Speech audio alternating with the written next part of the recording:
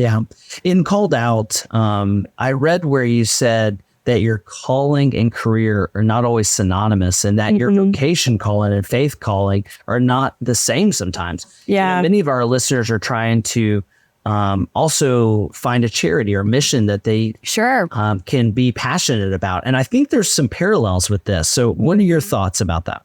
Well, I learned this when I stepped away back in 2018 from my dream jobs, anchoring GMA and co-hosting The View. And I demoted myself intentionally. I asked to stay at ABC, but I wanted to become a general correspondent, which is, it's like demoting yourself from head coach to like cornerbacks coach. Okay. So I realized I didn't know who I was outside of what I did. And I thought forever that I would have no problem walking away from anything I was doing, because that's not where my identity was placed. But yeah, I was wrong. And so that's really when God showed me that my calling wasn't just career, and my worth wasn't work.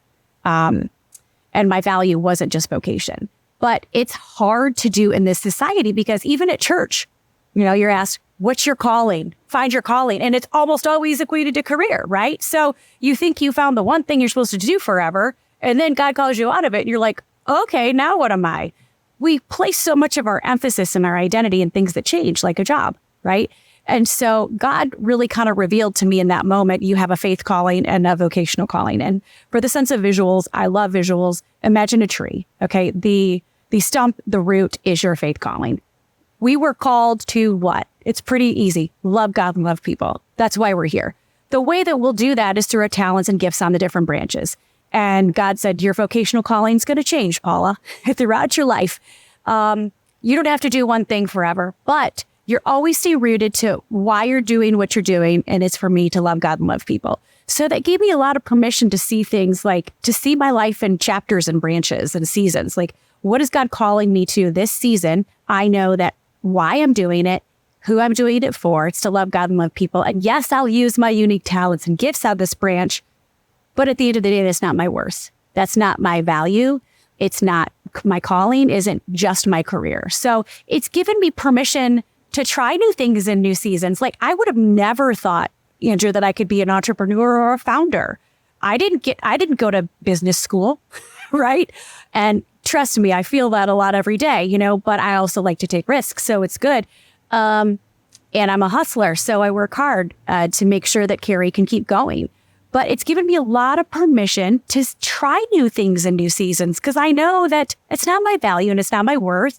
And a lot of times God calls us to things just for the sake of being obedient, right? And the end game isn't always to sell a 8-figure company. The goal for God often is just like, but did you obey me? Amen. Right? So that's success. So I have a lot of permission to try different things.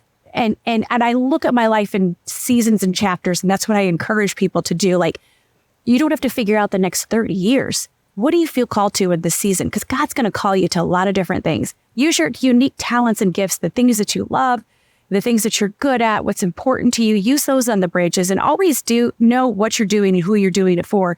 Ultimately, you're called to this new chapter to love God and love people well. I love it. I'm just glad to know that we share the same pet peeve. What do you do for a living? It's one of those questions that bugs me the most, because we're so much more than what we do. And I know you speak in Called Out, for example, about work equals worth. And I totally relate, because at one time my self-worth equaled my net worth. And then when the rug was pulled out, you lose yourself. I mean, can you speak to that person right now that's struggling with misplaced significance?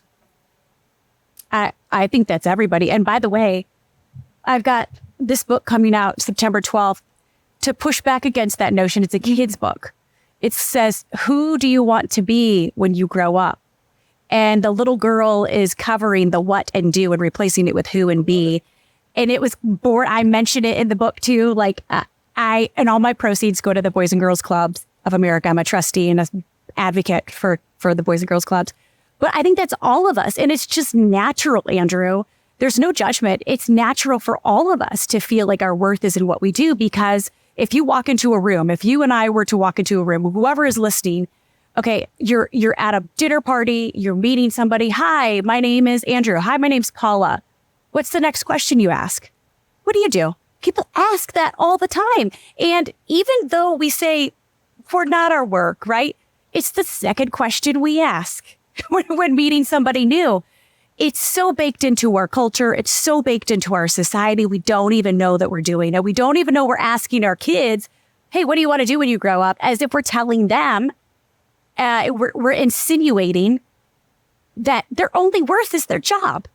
So I think a better question to ask is, hey, what are you into? My name's Paula. Hey, Andrew, nice to meet you. What are you into? And that speaks to our passions, what we're good at, what we love.